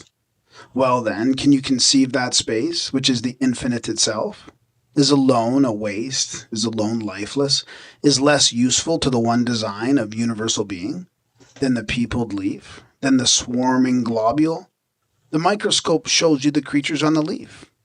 No mechanical tube is yet invented to discover the nobler and more gifted things that hover in the illimitable air. Yet between these last and man is a mysterious and terrible affinity. But first, to penetrate this barrier, the soul with which you listen must be sharpened by intense enthusiasm, purified from all earthly desires. When thus prepared, science can be brought aid to it. The sight itself may be rendered more subtile, the nerves more acute, the spirit more alive and outward, and the element itself, the air, the space, may be made by certain secrets of the higher chemistry more palpable and clear. And this, too, is not magic as the credulous call it. As I have so often said before, magic, a science that violates nature, exists not. It is but the science by which nature can be controlled. Now in space there are millions of beings, not literally spiritual, for they have all, like the animalcula, unseen by the naked eye, certain forms of matter, though matter so delicate, air-drawn, and subtile that it is, as it were, but a film, a gossamer that clothes the spirit. Yet in truth these races differ most widely, some of them surpassing wisdom, some of horrible malignity, some hostile as fiends to men, others gentle as messengers between the earth and heaven. Amid the dwellers of the threshold is one, too, surpassing in malignity and hatred all her tribe, one whose eyes have paralyzed the bravest, and whose power increases over the spirit precisely in proportion to its fear.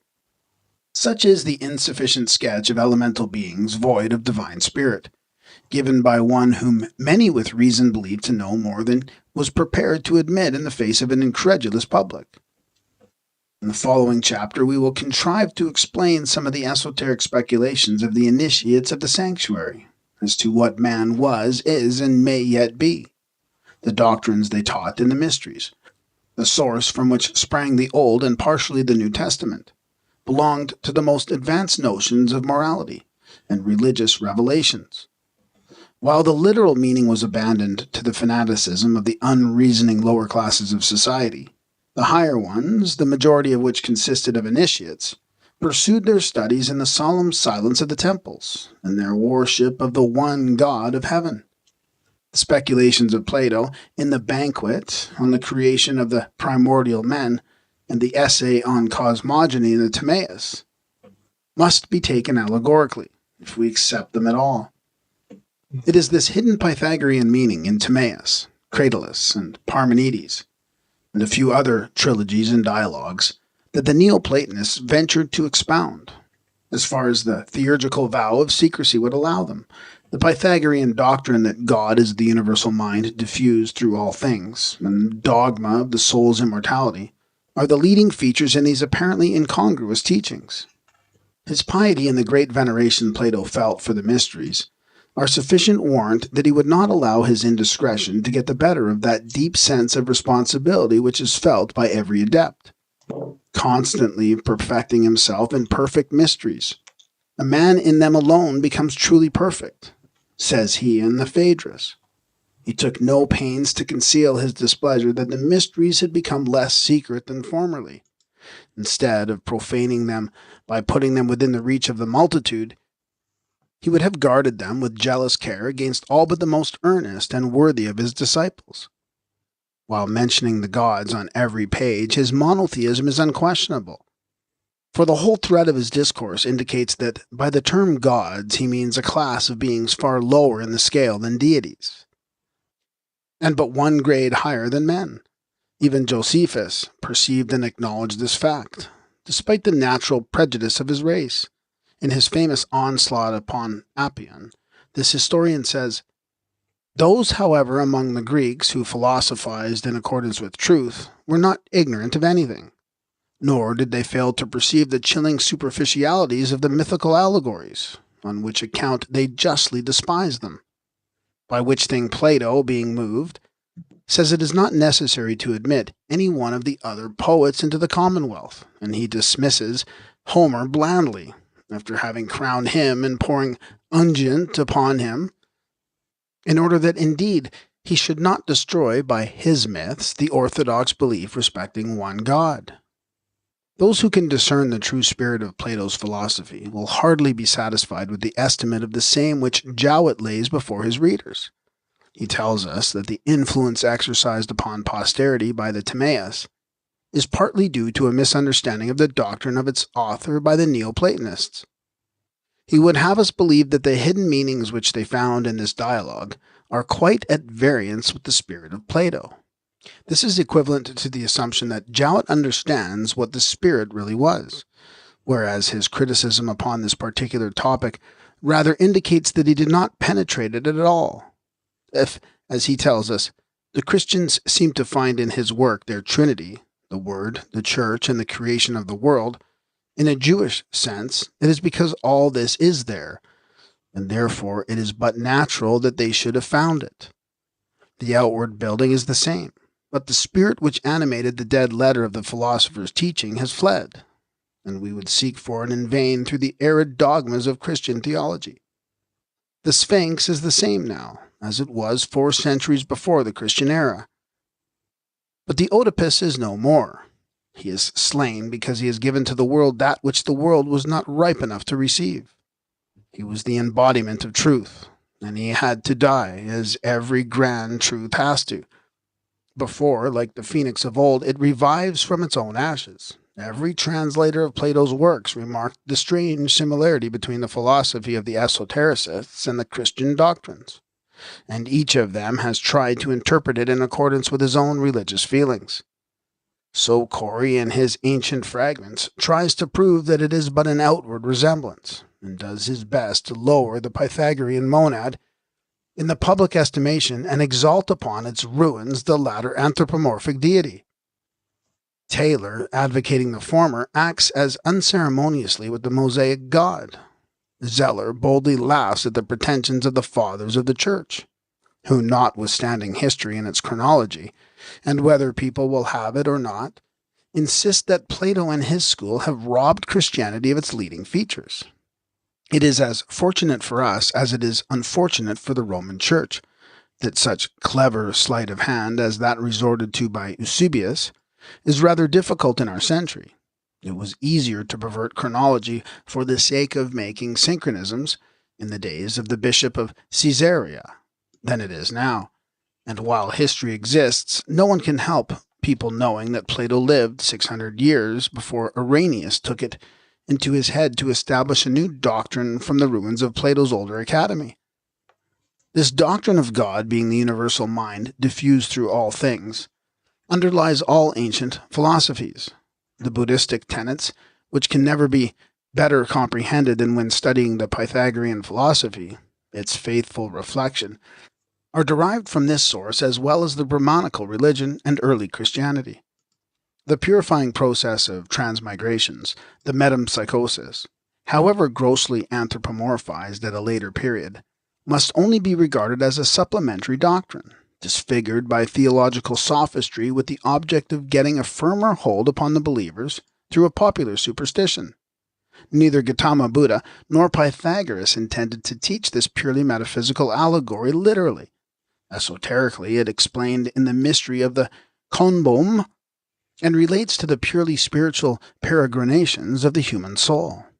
It is not in the dead letter of Buddhistical sacred literature that scholars may hope to find the true solution of its metaphysical subtleties.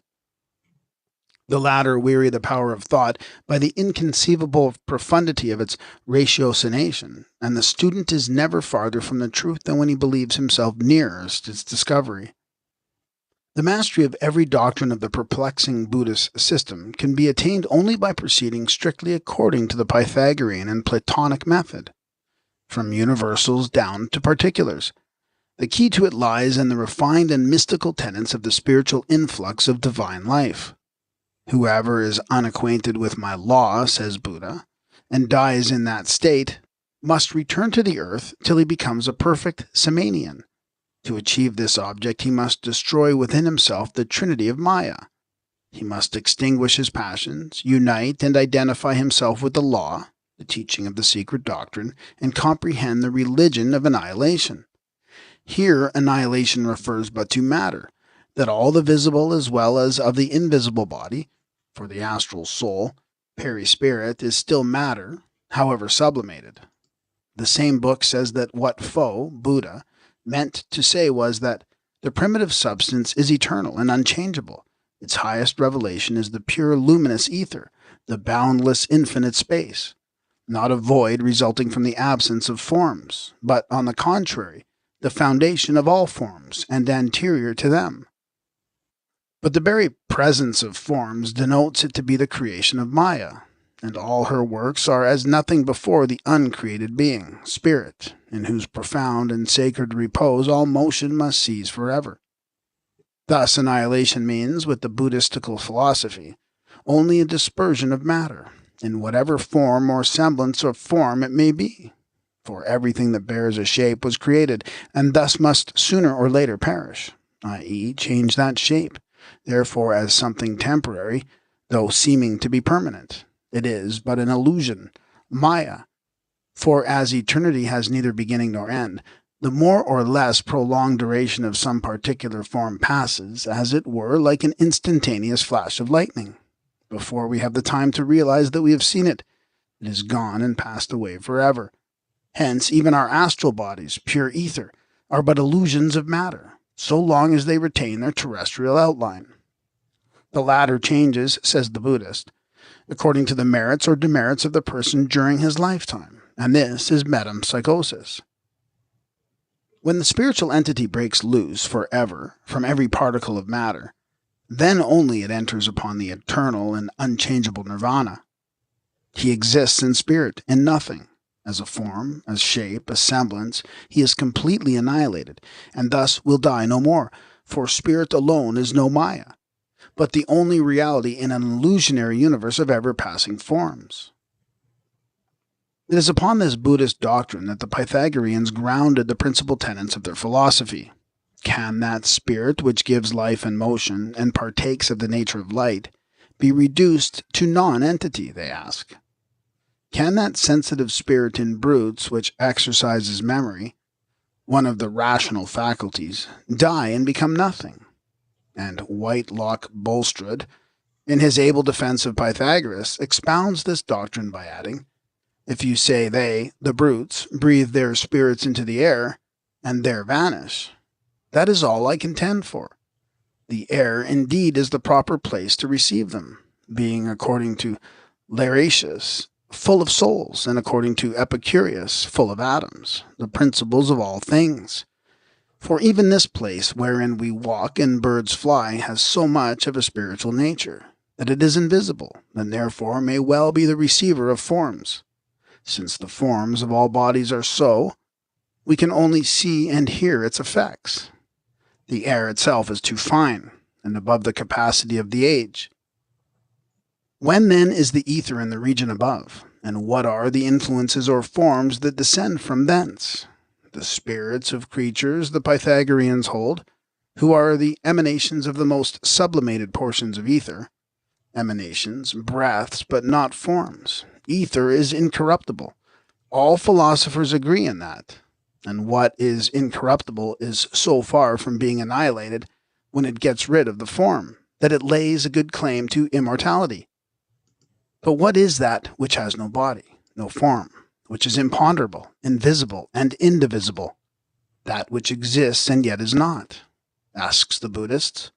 It is nirvana, is the answer. It is nothing, not a region, but rather a state. When once nirvana is reached, man is exempt from the effects of the four truths. For an effect can only be produced through a certain cause, and every cause is annihilated in this state. These four truths are the foundation of the whole Buddhist doctrine of nirvana. They are, says the book of Pradna Paramita, 1. The existence of pain, 2. The production of pain, 3. The annihilation of pain, 4. The way to the annihilation of pain.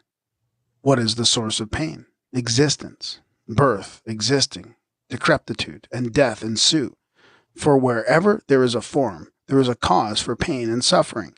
Spirit alone has no form, and therefore cannot be said to exist. Whenever man, the ethereal inner man, reaches that point when he becomes utterly spiritual, hence formless, he has reached a state of perfect bliss. Man, as an objective being, becomes annihilated. But the spiritual entity with its subjective life will live forever, for spirit is incorruptible and immortal. It is by the spirit of the teachings of both Buddha and Pythagoras that we can so easily recognize the identity of their doctrines. The all-pervading universal soul, anima mundi, is nirvana, and Buddha, as a generic name, is the anthropomorphized monad of Pythagoras. When resting in nirvana, the final bliss, Buddha is the silent monad, dwelling in darkness and silence. He is also the formless Brahm, the sublime but unknowable deity, which pervades invisibly the whole universe.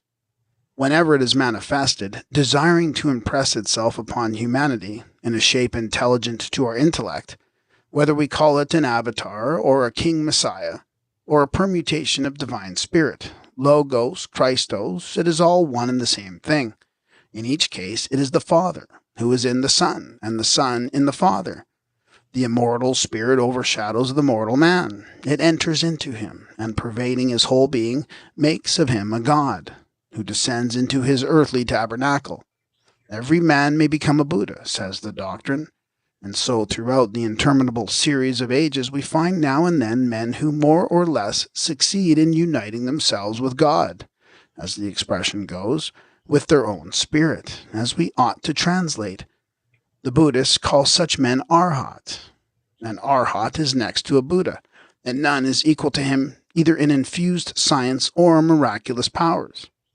Certain fakirs demonstrate the theory well in practice, as Jacoliet has proved. Even the so-called fabulous narratives of certain Buddhistical books, when stripped of their allegorical meaning, are found to be the secret doctrines taught by Pythagoras. In the Pali, books called the Utakas are given the 550 incarnations or metempsychoses of Buddha. They narrate how he has appeared in every form of animal life and animated every sentient being on earth, from infinitesimal insect to the bird, the beast, and finally man, the microcosmic image of God on earth. Must this be taken literally? Is it intended as a description of the actual transformations and existence of one and the same individual, immortal, divine spirit, which by turns has animated every kind of sentient being? Ought we not rather to understand, with Buddhist metaphysicians, that though the individual human spirits are numberless, collectively they are one, as every drop of water drawn out of the ocean, metaphorically speaking, may have an individual existence and still be one with the rest of the drops going to form that ocean, for each human spirit is a scintilla of the one all-pervading light. That this divine spirit animates the flower, the particle of granite on the mountainside, the lion, the man, Egyptian hierophants, like the Brahmins and the Buddhists of the East, and some Greek philosophers, maintained originally that the same spirit that animates the particle of dust, lurking latent in it, animates man, manifesting itself in him in its highest state of activity. The doctrine also of a gradual refusion of the human soul into the essence of the primeval parent spirit was universal at one time. But this doctrine never implied annihilation of the higher spiritual ego, only the dispersion of the external forms of man after his terrestrial death as well as during his abode on earth. Who is better fitted to impart to us the mysteries of after death, so erroneously thought impenetrable, than those men who, having through self-discipline and purity of life and purpose, succeeded in uniting themselves with their God, were afforded some glimpses, however imperfect, of the great truth. And these seers tell us strange stories about the variety of forms assumed by disembodied astral souls, forms of which each one is a spiritual, though concrete reflection of the abstract state of the mind and thoughts of the once living man. To accuse Buddhistical philosophy of rejecting a supreme being, God, and the soul's immortality of atheism, in short, on the ground that according to their doctrines, nirvana means annihilation, and svabhavat is not a person but nothing, is simply absurd. The en, or ayin, of the Jewish Ein Sof, also means nihil, or nothing, that which is not, quoad nos, but no one has ever ventured to twit the Jews with atheism. In both cases, the real meaning of the term nothing carries with it the idea that God is not a thing, not a concrete or visible being to which a name expressive of any object known to us on earth may be applied with propriety. Wow. Last one that came in. God is not a thing. Meaning, for all of you worshiping the Father, that man up there, that Sky Daddy, it's not that's not the one being. That's not the true essence. Sorry to burst your bubble. So that has been chapter 8 of Isis Unveiled. These are some of the downloads that was hitting. So here we go. We got light is electricity. Planets have more influence than the sun. Zeus is the demiurge.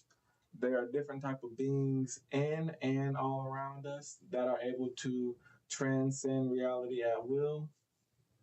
Light is force. The stars are different worlds. In a sense that our body is a world, right? There's different entities and beings that are living inside us.